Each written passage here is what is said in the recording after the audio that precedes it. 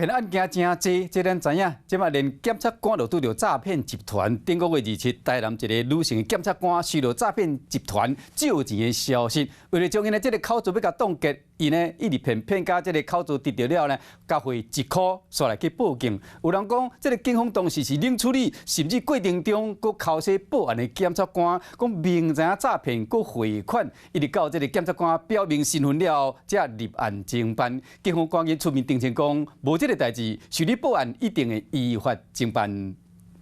诈骗集团透过真侪种管道骗被害者。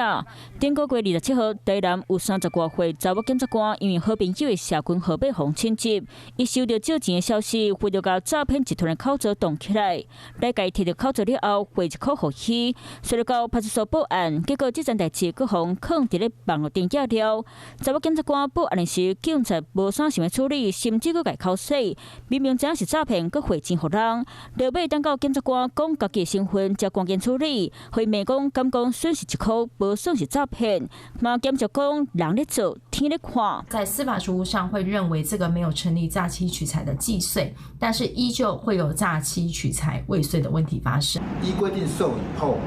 及时冻结该账户，防止诈骗集团后续继续使用。可能到这件风波，警察嘛赶紧站出来说明，强调指控言论都是无影无迹的代志，对被害者大家拢平等，即嘛案件拢照规定伫咧处理调查。